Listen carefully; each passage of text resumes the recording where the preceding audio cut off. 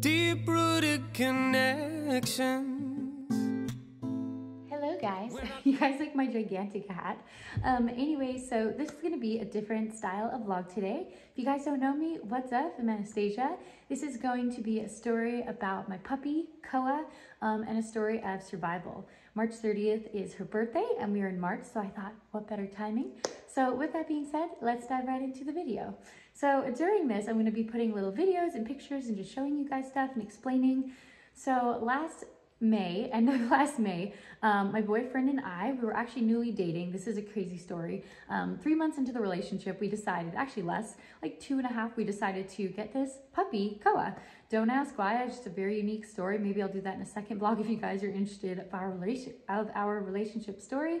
So long story short, we live in Arizona and I found this little Weimaraner puppy online who lives in Bakersfield, California. And I was just all over it. It's my birthday month was June, so I was like, this is like perfect timing. We can have a fun little weekend and get a puppy. I had one other dog, he had one other dog, so we're kind of already dog people. So anyway, so we go to Bakersfield, California. It's about a 6-hour drive, and we go to get this sweet little puppy girl, Koa. She's a Weimaraner. And so we go to the breeder and everything kind of seems normal. My boyfriend, you know, kind of assesses and he's like, yeah, like this looks like a good situation, and get her from the breeder. We got this beautiful Airbnb in California on top of the mountains and beautiful sunsets and sunrises. And she's just such a good dog, like so chill in the car ride back to this Airbnb in California. Just normal puppy, ate good, had good energy, slept good, didn't even bark once. I'm trying to think how old she was at that point. She's probably close to 3 months, just about, like right after she was weaned off her mom. So anyway, so we come back, you know, a day and a half later, we drive back to Arizona. So now we're like day 2.5 with her. You know, our 2 boy dogs are just like, whatever. And once again, she's normal. So that Monday rolls around. So Monday is day 3 with her. And something was just off. I noticed she wasn't like eating and wasn't going like to drink her water that much. She's kind of just acting lethargic. And I remember I was like, this is kind of weird. I noticed Sunday night she didn't eat her dinner. And anyway, so Monday we're in our work day and I'm like, something like feels off. And a lot of people would just probably say like, you know, she's in a new environment. She's probably stressed out and nervous. But my mom instinct kicked in. I was like, this doesn't feel right.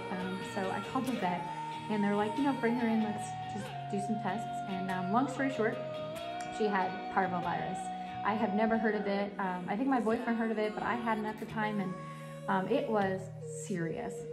For one, if you guys don't know what it is a crazy just disease that attacks their little bodies, and because they're so young, they can get dehydrated quick and basically die. And so it was like those 24 hours after we brought her in just went downhill. This sweet little puppy you're so excited to bring home and play with and show all your friends is all of a sudden just turning like anorexic by the minute. She's not eating or drinking, and just sleeping, and just like literally, like I said, like it was just, like I said, I'll be putting up pictures and stuff you guys can see, but it was getting bad. So the night of, I want to say Tuesday rolls around, you know, we're like, okay, she has parvovirus. They're like, you have to keep her away from the other dogs. Like this is a serious thing. She's going to the bathroom, like it is horrible poop. It's like, it smells horrible. It's like this liquidy pile of poop everywhere. And our other 2 dogs we have to keep separate, which is so hard because we had 3 placed at once. I had an apartment still. He had an apartment still, and we had this house, all going at once. So it's like all these different locations, and we're just trying to figure it out. We're new to the relationship, and we're just new parents. All of a sudden, you know, I went from me and my dog to a family of 5 all of a sudden. And it was just one of those things. It was crazy. So Tuesday night rolls around. This is day 4. We have her. And it was at nighttime, and I was just listening to her breathe. I don't mean to get emotional, but the breathing was just, I was like, she's going to like pass away. Like we're going to wake up without a dog in the morning. And I could not, like, I was like, I can't like do this. And we were going to the vet to get her fluids every day. But I was like, something is off. Like her breathing was like she was not breathing well. So long story short, went up to the block and we brought her into the hospital. And they're like, we'll keep her for the night and monitor her and put her on fluids. And I did not know if I was ever gonna see her again.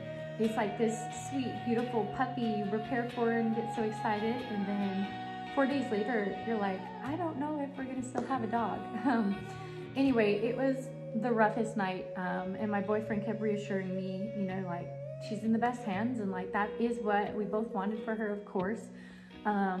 So anyway, long story short, finally the next day we were able to pick her up at 3. Of course, I'm calling like all day long.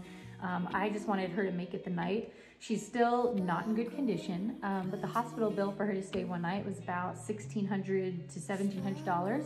And I was like, that is a lot of money. On top of it, of course, I just bought the dog, which was like $1,600, $1,700. And by the way, if you guys are curious, the breeders, we did let them know the situation afterwards, but I won't get into that. So anyway, long story short, she comes back home, and it is just like horrible to watch this dog, just bones and skin. She was like 10, 11 pounds at, you know, now 3.5 months old or 3 months, and like anorexic. And, you know, it's hard because we're, you know, we have lives too, like work, and, you know, we have this relationship we're still building. And yeah, I mean, we would just take her out with us and keep her in a little satchel, and she was always cold. And anyway, everyone was always like, your puppy's really, really good. While she was recovering from parvovirus, like, she was still very, very weak. As you guys can see in the pictures and videos, there was not much movement happening. This was not a playful puppy. And I think that's why our other 2 dogs were a little bit confused. She just sat in the couch all day. She had this little couch she liked, and just sit there all day long. We would have to force feed her. He force fed her like medicine and food with a syringe, like we had to, or else she would die. She had no nutrients and fluids. And then every day for like a week and a half, 2 weeks, we would bring her up the block to the vet, which was a cheaper option for like $50 a day, just to get fluids in her. And it looked like a little camelback on her little belly. And then she would just sleep, and it was rough. And it's like, you want to bring this new little puppy to the coffee shop with you and go play with it outside and run around and show people. And I know I keep repeating that, but I think that was probably the hardest part, was just watching her be so sad. Like, I was like, did I do something like wrong as a mother? Like, what did we do wrong? In California, we kept her very, very away from everything. We went to the beach at like 7 in the morning, and we stayed in Malibu, so it was very, very private. And long story short, we did find out that the dogs in the litter all got it, so it was not us, luckily. But anyway, the story of survival, this little tiny 11-pound dog that the doctors told us, like, we don't know if she's gonna make it, like, this is like sickening, is now alive and well and happy. And like I said, I'll be showing you guys like pictures and videos here, but for Koa's birthday month, I wanted to share this story. And if you guys do have a puppy or a kid who's sick, you know, don't give up on them. It is our job as parents. And, you know, it was also weird in the relationship to have to, you know, discuss these things. Like, what if she has to stay 3 nights in the hospital? Like, that's a lot of money. How are we going to do this together? So there's some definitely new awkward topics that, you know, we had to get through as a couple. But anyway, I hope you guys, you know, take something away of this, that we are their parents and they look up to us, and we're not going to give up on them. And to not give up on your dogs, whether it has a behavioral issue, whether it's sick, it has a disability. We are their providers. And I knew if she did go back to the breeder, she probably wouldn't have a chance at life because of the intensive 24/7 care she needed. She slept in between us every night in a bed. And like I said, I'd monitor her, I'd make sure she's breathing, and a crazy story, but we are so excited to celebrate her first birthday. And if you guys follow me on Instagram, you will see all the pictures, I'm sure. But story of survival, and we're so blessed and thankful that she is here with us. She is a miracle puppy, and we love her so much. So I hope you guys enjoy this vlog. Like I said, it's a little different style, but I did want to do a sweet little tribute to her, and I will catch you guys in the next one. Hi, girly. Did you just get out of the shower? You got your shower cap on? Yeah. You like it?